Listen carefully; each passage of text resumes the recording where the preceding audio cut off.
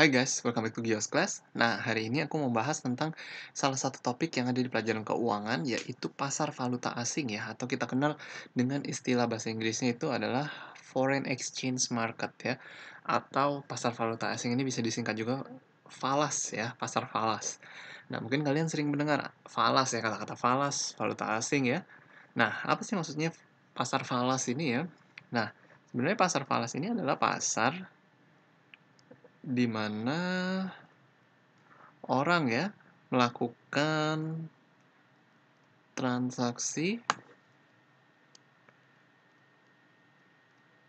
transaksi jual beli ya, jual beli mata uang dengan mata uang lainnya. Oke, jadi ini yang produk yang dibeli itu adalah mata uang dan dibayar dengan mata uang juga gitu ya, seperti itu. Oke, nanti akan aku jelaskan lebih lanjut ya. Nah, apa sih sebenarnya tujuan dari pasar falas ini dibentuk ya?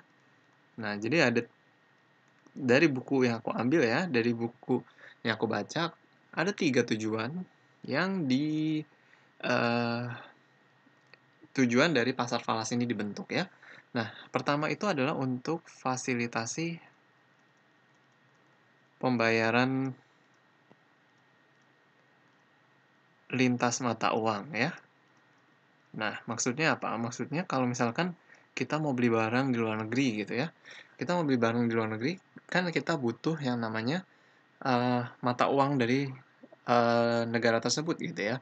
Contoh misalkan kita mau pergi ke US atau kita mau beli barang di US gitu, kita butuh US dollar untuk membeli barang tersebut. Nah, salah satu tuh fungsi pasar falas yaitu kita bisa membeli US dollar di pasar tersebut untuk kita gunakan untuk pergi ke US, untuk beli barang di US ya. Nah, itu adalah fungsi yang utama untuk memfasilitasi pembayaran lintas mata uang ya, atau untuk menukar mata uang kita dengan mata uang, dari negara tersebut gitu, negara yang ingin kita kunjungi atau yang kita ingin beli barangnya ya.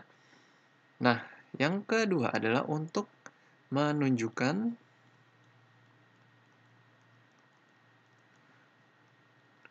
nilai mata uang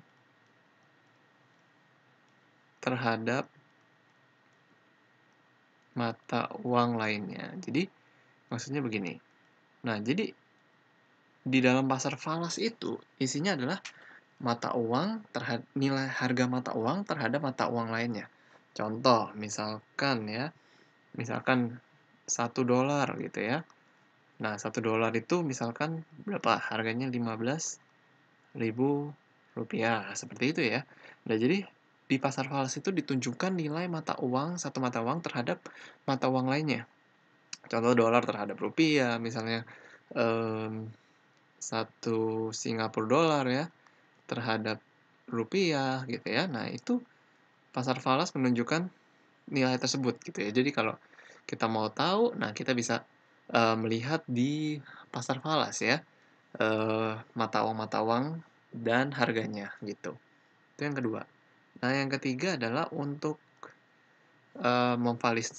memfasilitasi trader berinvestasi. Nah, jadi tadi kan yang pertama kita udah lihat ya bahwa pasar falas itu memfasilitasi pembayaran lintas mata uang. Jadi kalau yang mau nukar mata uang bisa melalui pasar falas, kalau mau lihat nilai mata uang bisa lewat pasar falas juga. Nah, yang ketiga adalah untuk memfasilitasi trader berinvestasi.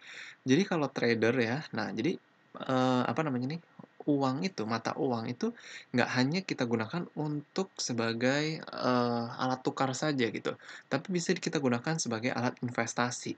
Jadi misalkan contoh kita beli US dollar hari ini 15.000. Nah, misalkan, seminggu depan US dollarnya satunya jadi harganya 20.000. Nah, maka kita akan mendapat keuntungan dari investasi investasi tersebut ya.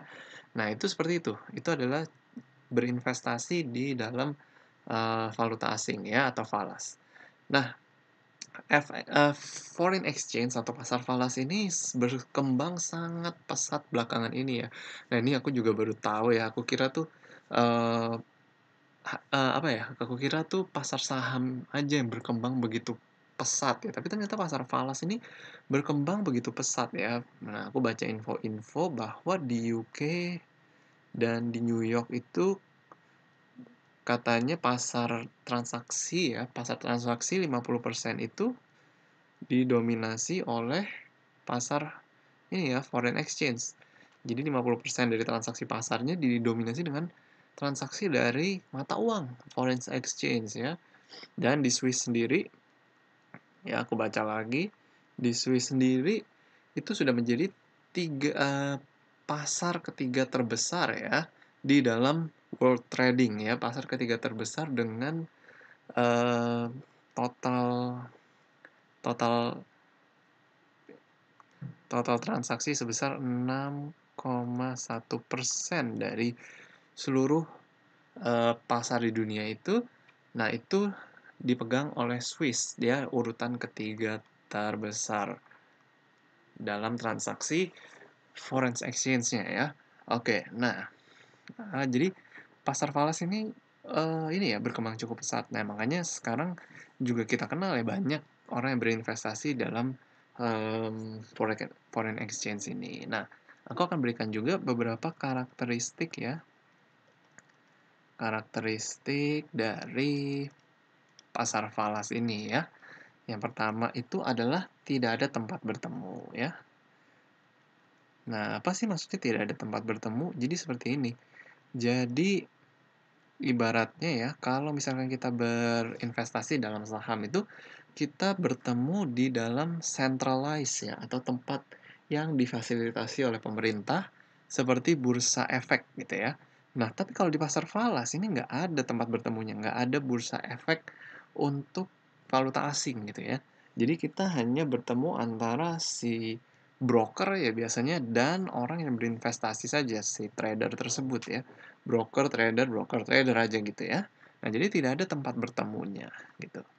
Nah, yang kedua adalah tidak ada, oh ini aku singkat aja deh ya. Nah, tidak ada jam buka dan tutup yang fix ya. Maksudnya seperti ini. Jadi, eh ketika kita misalkan di Indonesia gitu ya. Ketika kita di Indonesia, pada jam 5 pagi waktu Indonesia gitu ya, waktu Indonesia Barat lah gitu sebutkan. Nah, di Aussie itu jam 8 pagi dia, ya. Di Aussie itu jam 8 pagi, nah di Aussie pasar forex-nya udah buka. Nah, jadi kita bisa bertransaksi melalui pasar forex di Australia gitu, pada saat kita jam 5 pagi di sini. Nah, itu akan di Aussie itu jam 5 pagi di sini. Nah, aku tulis aja deh ya. Nah, di Aussie misalkan itu jam 5 pagi sampai jam 14 WIB gitu ya. Jam 2, jam 5 sana berarti ya. Berarti jam 8 sampai jam 5 sana. Nah, nanti sebentar lagi jam 7-an. Nah, di Asia itu udah banyak yang buka. Di Asia seperti di Jepang gitu ya, di Singapura, di Hong Kong gitu ya. Nah, itu buka dari jam 7 pagi kita sampai jam 16 ya, sampai jam 4 sore WIB gitu. Nah, sorry. Nah, nanti siangan lagi gitu ya. Di Eropa udah mulai buka. Di Jerman, Inggris ya. Dan yang terakhir buka itu adalah Amerika atau US ya. Nah, US ini tutup sekitar jam 4.30 pagi WIB. Nah, jadi artinya hampir 24 jam semua pasar di seluruh dunia itu kayak bersinkronisasi untuk buka gitu ya. Nah, jadi kalau kita mau ngikutin semuanya, pasar yang ada di dunia ini, jadi hampir 24 jam kita bisa pantau terus gitu ya, dengan menyesuaikan mata uang yang kita investasikan gitu ya. Nah, bahkan beberapa dealer itu ada yang buka 24 jam gitu. Nah, itu kenapa dibilang di pasar valuta asing itu tidak ada jam buka dan tutup ya. Oke, nah lalu yang ketiga Yang ketiga ini adalah transaksi dilakukan via telepon ya. Transaksi via telepon ya. Kalau sekarang sih udah pakai komputer ya, udah pakai aplikasi dari HP. Nah, melalui broker bisa juga atau sendiri bisa juga gitu ya. Nah, jadi transaksi yang dilakukan itu nggak ketemu ya, nggak ketemu sama orang ya, bisa juga ketemu sih kalau kita ke money changer ya, tapi itu biasa bukan untuk berinvestasi, tapi untuk hanya menukar uang. Tapi kalau yang untuk berinvestasi biasanya kita hanya melalui telepon, komputer, HP kita ya, melalui broker gitu ya. Nah, itu saja yang kita lakukan setiap hari. Jadi kerjaannya tiap hari orang yang trading forex ini hanya mantau dari HP aja gitu. Oke ya. Nah, lalu sekarang sebenarnya siapa aja sih pemainnya? Siapa aja pemainnya? Nah, pemainnya bisa banyak ya ini. Yang pertama bisa bank komersial ya. Jadi bank komersial kan bisa menjual valuta asingnya ke kita juga gitu ya, untuk kita beli lagi dan kita investasikan gitu. Kedua bisa juga bank sentral ya, bank sentral atau BI ya, bisa membeli dan menjual uh, valuta asing ya untuk memperkuat atau ya untuk memperkuat mata uang kita yaitu rupiah gitu ya. Nah, lalu bisa siapa lagi? Perusahaan ya, bisa membeli mata uang negara asing bisa macam-macam tujuannya, untuk kebutuhan bisnis kah, untuk jual beli kah, bisa juga gitu ya. Nah, yang keempat, broker ya, broker forex. Ya, mereka yang menjadi penengahnya ya, penengah antara uh, orang yang mau investasi dan pasar tersebut gitu ya. Nah, itu broker. Nah, lalu yang kelima adalah individual seperti kita yang berinvestasi di pasar tersebut gitu ya. Oke. Uh, nah, satu lagi yang mau aku sampaikan di pasar forex ini bahwa di pasar valuta asing ini mata uang itu selalu diekspresikan dalam mata uang lainnya ya. Nah, biasanya sih paling banyak dia ekspresikan dalam US dollar ya. Karena US dollar itu disebut base currency ya, atau paling banyak dipakai di dalam pasar forex.